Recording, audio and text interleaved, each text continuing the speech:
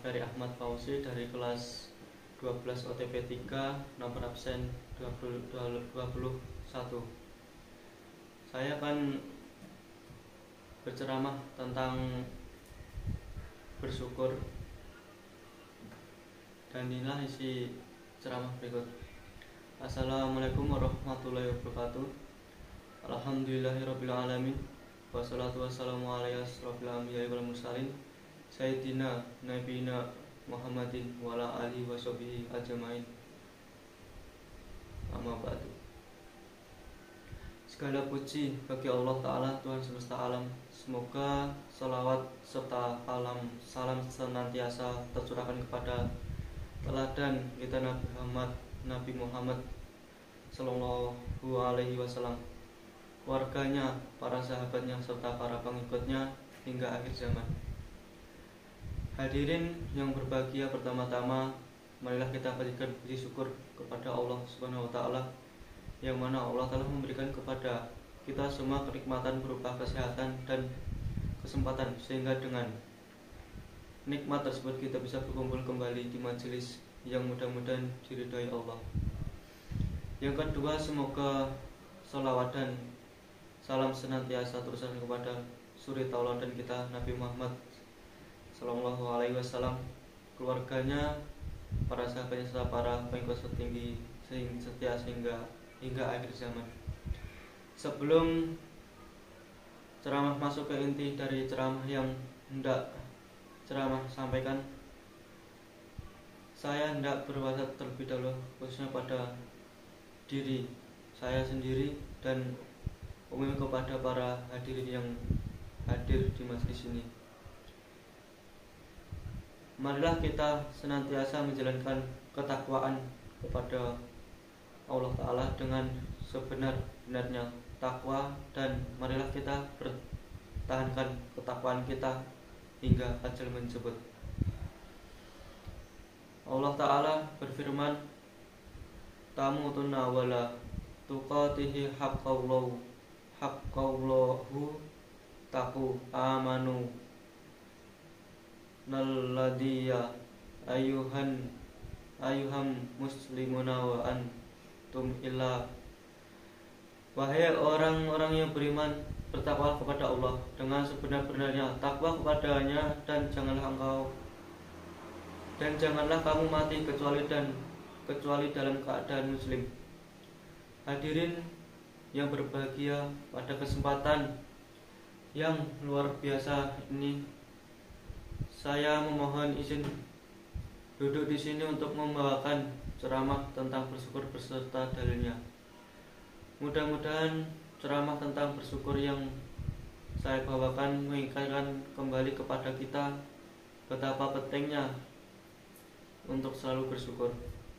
Hadirin yang berbahagia, pernahkah Anda memuji Allah saat memperoleh rezeki dari arah yang tidak terduga?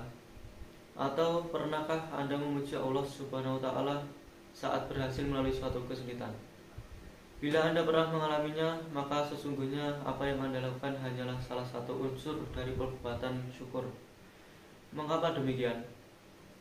Karena syukur yang ada dalam ajaran Islam tidak hanya sekedar memuji Tuhan atas karunia yang diberikan, tetapi lebih dari itu. Lalu sesungguhnya seperti apakah bersyukur yang sempurna menurut ajaran Islam?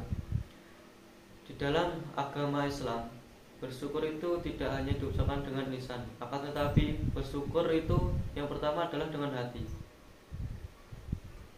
yang kedua dengan lisan, dan yang ketiga adalah dengan perbuatan. Bersyukur dengan hati adalah sadar dan mengetahui bahwa segala karunia yang kita peroleh sesungguhnya berasal dari Allah Subhanahu wa taala, serta menyadari akan nikmat-nikmat yang diberikan dan tidak melupakannya. Bersyukur dengan lisan adalah memuji dan menyanjung Allah Subhanahu wa taala selaku Tuhan yang memberikan nikmatnya kepada kita dengan mengucapkan kalimat tahmid. Sedangkan bersyukur dengan anggota badan ialah merealisasikan kesyukuran kita dengan melaksanakan ibadah dan amal soleh karena Allah semesta. Hadirin yang berbahagia, setelah kita mengetahui bahwasanya ternyata bersyukur itu haruslah dengan hati, lisan, dan perbuatan, maka sudahkah kita melakukan dalam kehidupan sehari-hari? Faktanya, masih sedikit di antara kita yang benar-benar bersyukur kepada Allah Subhanahu wa taala.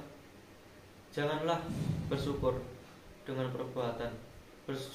Bersyukur dengan hati dan lisan saja sangat jarang kita lakukan, apalagi dengan perbuatan. Di dalam Al-Quran, Allah Subhanahu wa taala berfirman, "As-sabru ibadiyamin wa qalilu."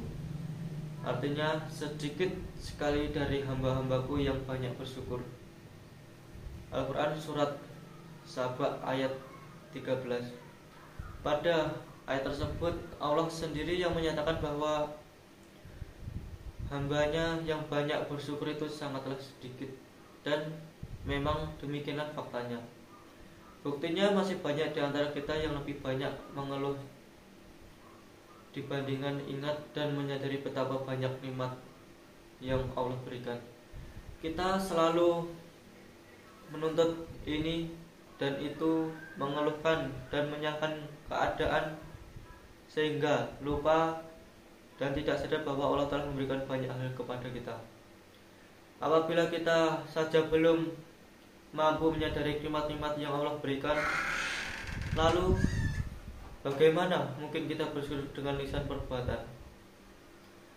Hadirin yang berbahagia, saya yakin dan berhusnuzon bahwa banyak di antara kita adalah orang yang rajin beribadah dan senantiasa beramal soleh.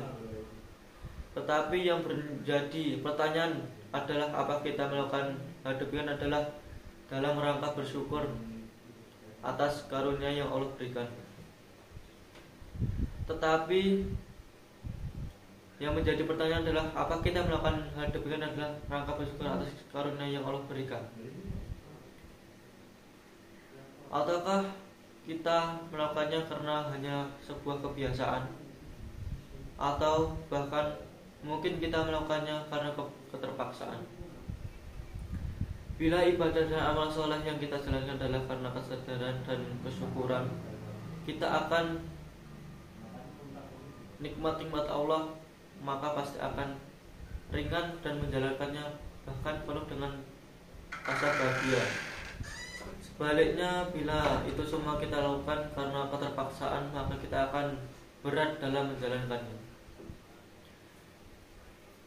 Hadirin yang berbahagia, pada ceramah tentang bersyukur ini, saya ingin membawakan sebuah kisah Bani Israel dalam surat Al-Baqarah.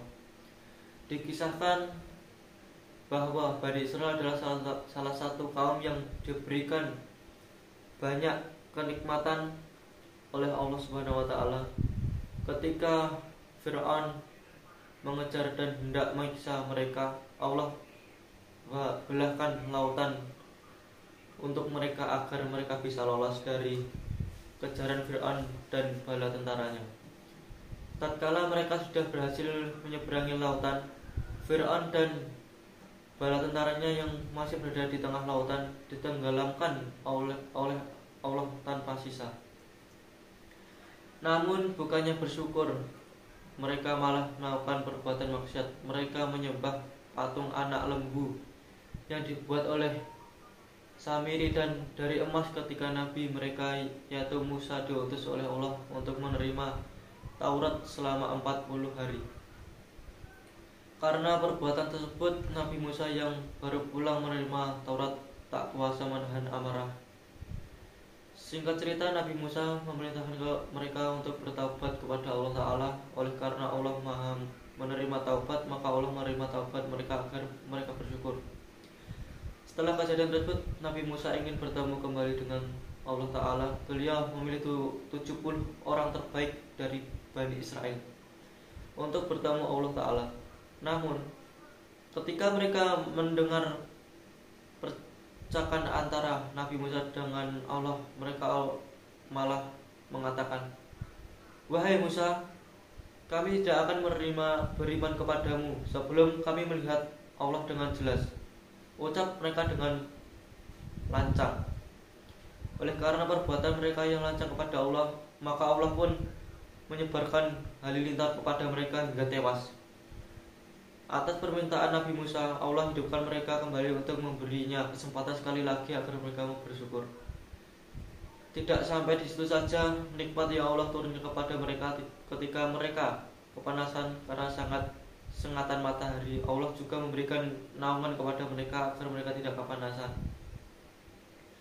Tidak sampai di situ saja, kenikmatan Allah turun kepada mereka ketika mereka kepanasan karena sinar matahari. Selain itu, Allah juga menurunkan mana dan salwa untuk makanan mereka agar mereka tidak perlu repot-repot mengolah makanan. Dan tentunya masih banyak lagi kenikmatan yang Allah berikan kepada mereka selain yang barusan saya ceritakan. Namun lagi-lagi bukannya mereka bersyukur atas nikmat-nikmat tersebut, mereka malah kufur, bahkan membunuh setiap para nabi yang datang untuk membimbing mereka. Akhirnya Allah pun murka kepada mereka. Allah juga menimpakan kehinaan dan nista kepada mereka. Hadirin yang berbahagia, dari kisah Bani Israel yang saya sampaikan, ternyata di situ kita belajar bahwa Allah itu sangatlah baik kepada hambanya. Bahkan Allah banyak sekali memberikan kesempatan lagi dan lagi agar kita menyadari bahwa betapa banyak nikmat yang telah Ia berikan. Hanya saja kita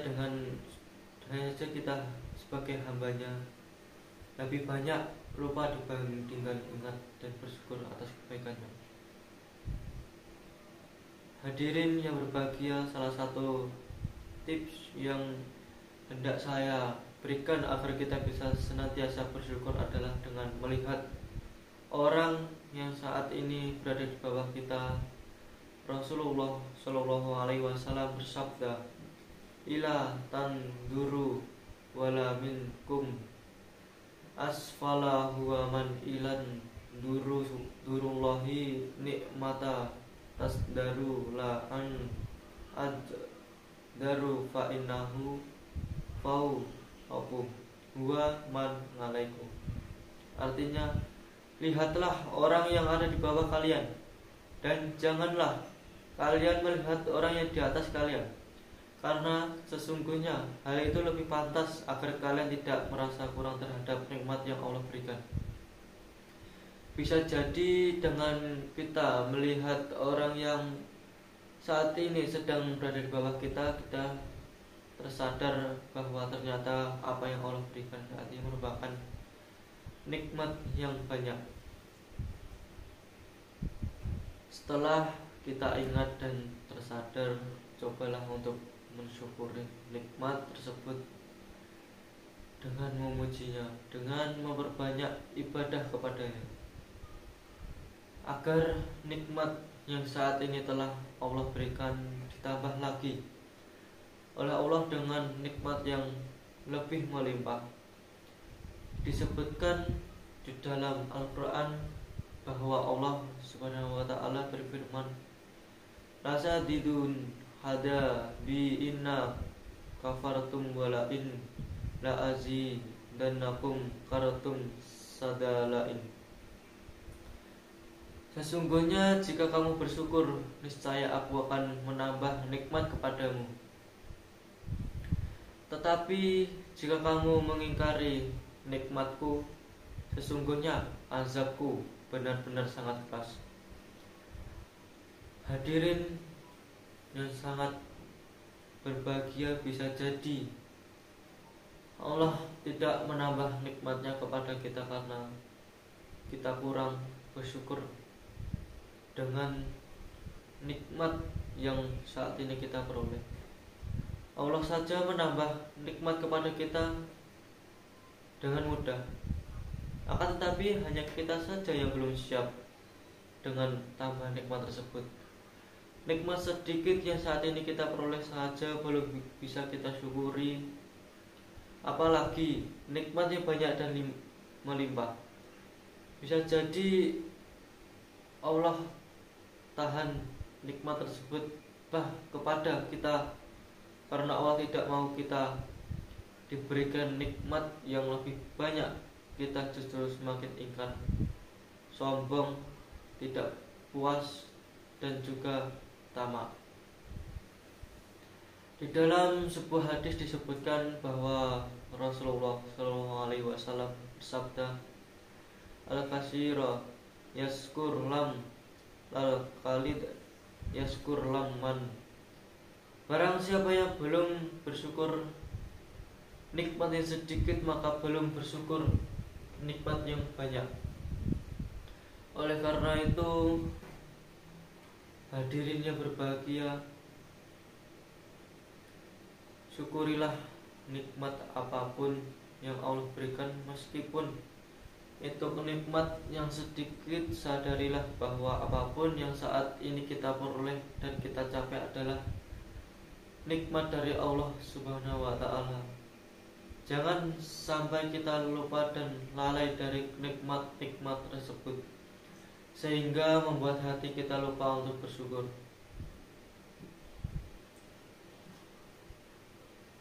Yang terakhir, hadirin, pada materi ceramah tentang bersyukur ini, saya ingin menyampaikan dan satu contoh teladan yang patut kita jadikan keteladanan dalam bersyukur, yaitu Rasulullah SAW.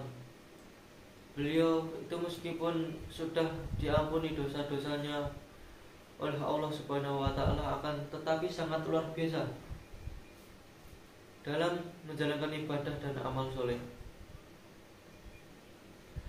Suatu ketika beliau pernah melaksanakan sholat malam dengan waktu yang sangat lama, hingga kaki beliau membengkak. Padahal seandainya beliau itu tidak melakukannya, hal yang demikian tetap saja dosa. Beliau juga sudah diampuni oleh Allah. Ketika beliau ditanya mengapa melakukan hal demikian, maka beliau pun menjawab, Sakuran ngabdan aku naan aki bun afala. Apakah tidak boleh jika aku menjadi seorang hamba yang bersyukur? Dari kisah tersebut dapat kita pahami bahwa Rasulullah SAW melaksanakan ibadah dan amal soleh adalah dalam rangka bersyukur pada Allah atas nikmat yang diberikan. Oleh karena itu, hadirin, sudahkah kita seperti beliau dalam mensyukuri nikmat-nikmat dari Allah? Sudahkah kita bersyukur dengan hati, lisan, dan perbuatan kita? Apabila belum, mari kita berusaha untuk senantiasa bersyukur atas nikmat apapun yang diberikan. Demikian ceramah tentang bersyukur beserta dalilnya yang dapat saya sampaikan. Semoga dakwah tentang bersyukur kepada Allah semoga ceramah tentang bersyukur kepada Allah ini dapat menyadarkan kepada kita agar senantiasa bersyukur kepada Allah Ta'ala. Amin, amin, amin ya rabbal alamin. Kurang lebihnya saya mohon maaf.